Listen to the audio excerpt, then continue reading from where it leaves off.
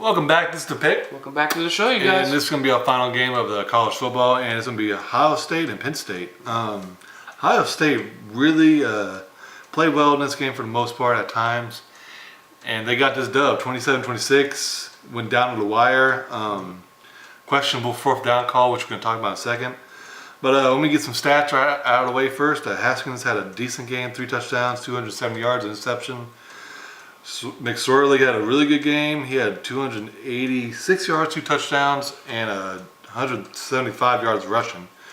And J.K. Dobbins and all the running game for Ohio State got shut down, and really no one did much in the receiving game either. Dobbins had a good game, somewhat in the receiving department, 61 yards and a touchdown. But the biggest question and the storyline of this game is going to be, did Penn State blow this game and choke, or is this Ohio State really good, or is this a mixture of both?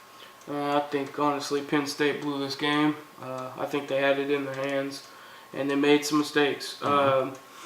Because, honestly, man, the biggest difference that I noticed in this game is how much McSorley was running, and they kept playing man.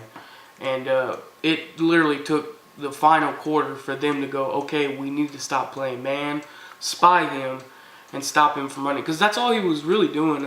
He did make some great passes. We had an incredible catch in the game by, I think, one of their tight ends. He went up and grabbed it with one hand. We were watching that game live, of course. I was losing my mind. That was a great catch. But really outside of that, he did not play well as throwing the ball. He was 16 for 32.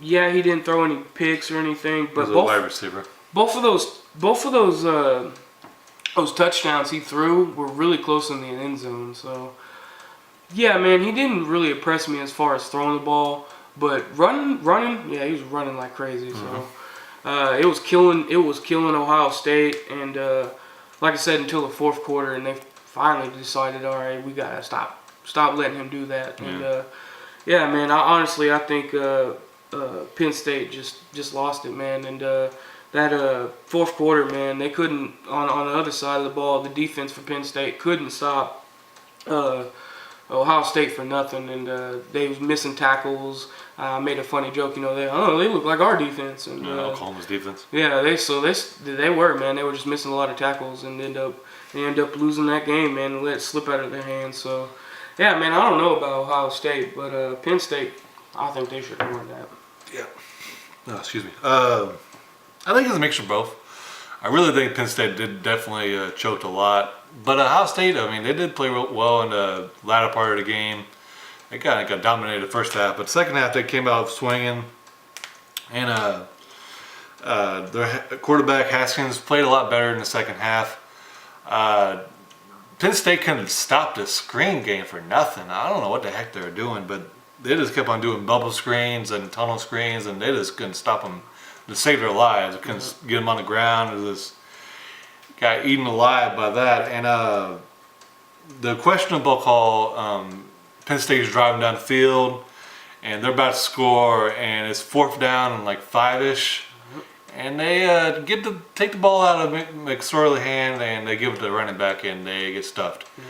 Okay, I understand maybe to change it up, because that's pretty much what they've been doing. They're doing in that latter part of the game was this run with McSorley and doing a lot of sneaks and this pretty much old school this run the quarterback, and it was working really well. But at times, I mean, they eventually figure it out.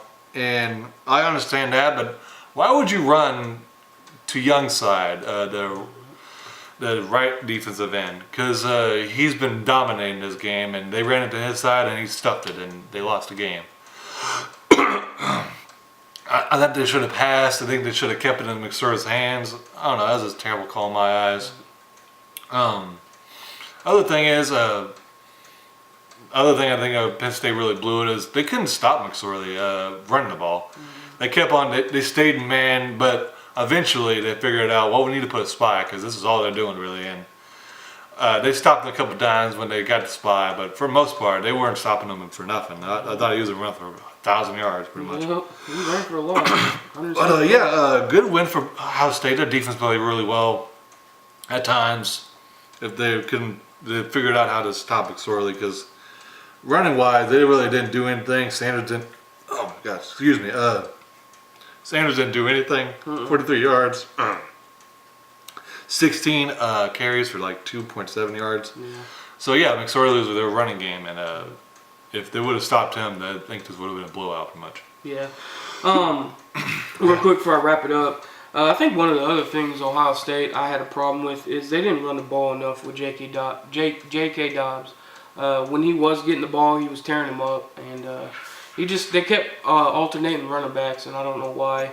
The other running back wasn't doing that well, and he was. So that's one thing I wasn't understanding from Ohio State. And two, to go back on that fourth down play, if they just kick the field goal, they're going to be up 29. So they would have won this game. I mean, say the Ohio State was coming back and they got the 27, but they still had to go get a 2-point conversion. So, that was a huge play. And I agree, if you're going to go ahead and go for that fourth down, you don't run the ball. In my opinion, you got to pass it. I don't care if it's a 4th and 1 or not. You got to pass it, and if you can't find nothing to pass, their quarterback, Penn State's quarterback, been running all over him. So, in my opinion, if you can't find nobody to throw it to, he was good. He was doing good at running. So, honestly, it should have been in his hands, not the running backs. But I thought it was just an overall bad idea to go for it on fourth down in general. I think they should have just kicked the field goal, and like I said, that would have made it 29, and it would have made it a lot tougher for Ohio State to come back. And now they won by a point. So yeah, man, that was a bad call in my eyes. So it messed up the game for Penn State. Yeah. Alrighty, well that's all I gotta say. I got some damn hiccups, and that's all I gotta say about this game. Yeah, that'll wrap it up for me. Please comment, like, and subscribe.